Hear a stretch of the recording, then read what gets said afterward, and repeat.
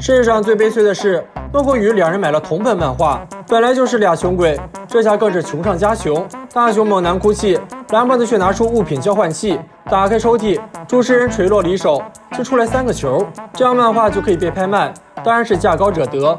但不是用钱，而是以物换物。虽然很难懂，但信蓝胖绝不亏。将漫画放在机器上，主持人一锤落下，球竟然飞了起来，出门寻找有缘人去了。球飞到小镇各处，宣传着即将开始的拍卖会。虎父二人当然不会错过。看着最新的陆木动漫，胖虎表示很想要。下一秒，大雄出现进行了解释。陆木动漫这么好看，你就说哪个人不想要？听说只有3人能中标，小伙伴们各回各家各取各物，只有胖虎完全不急。大雄此时满心期待，小夫出手必是精品，法国巧克力丝毫不带吝啬。可惜小夫一个平地摔，让阿雄捡了漏。拍卖提前结束，第1件物品陈年老袜，这一年未洗的酸爽，只有胖虎值得拥有。第2件物品狮子假面，可惜大雄有了。第3件物品棒球赛门票，傻子都知道怎么选，当然是棒球赛门票了。大雄觉得赚了，阿雄也觉得赚了，只有胖虎觉得亏了。但下一秒物归原主，可棒球赛的日期要跟老爸去钓鱼，大雄彻底慌了，忙活了一圈算是白忙了。大雄再次把门票放上机器，决定再次以物换物，希望这次可以物有所值。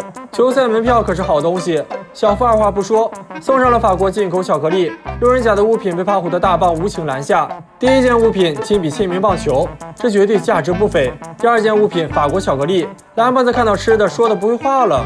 至于第3件物品有点熟悉，还是那个味道，还是那个胖虎。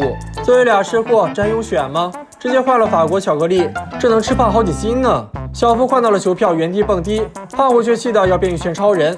蓝胖子还在犹豫从哪个下口时，大雄却想继续以物换物，说不定最终能换到婚房呢。这时静香前来，也想蹭波以物换物的福利。美女用过的东西，哪个猛男不想要？拍卖会即将再次开启，大雄劝静香一定要好好选。可前2件物品过于吓人，还有第3件出了个烤红薯，也不知道是谁这么懂静香。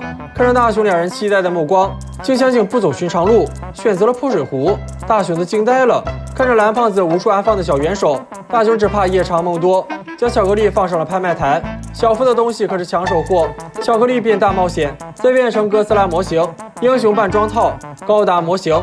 看着不断升级的物品，胖虎终于拿出了传家之宝。小夫劝胖虎快准狠，可胖虎觉得能配得上传家宝的物品还未出现，以物换物都换到了名牌手表、天文望远镜了。大雄毫不犹豫，觉得自己离亿万富翁只差个1万了。蓝胖子劝大雄见好就收，但大雄可是贪得无厌之人。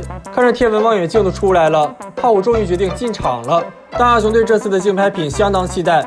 第1件陆木匠的亲笔签名照片，第3件坤坤演唱会门票100张。蓝胖子可是陆木匠的铁粉，但大雄只认票子不认人，果断出手换了坤坤的100张门票。可拿到票子的那一刻，大雄慌了。这个歌手他姓胖，换100张票外送胖虎炖锅1次，那么大雄的最后一换是赚了还是亏了呢？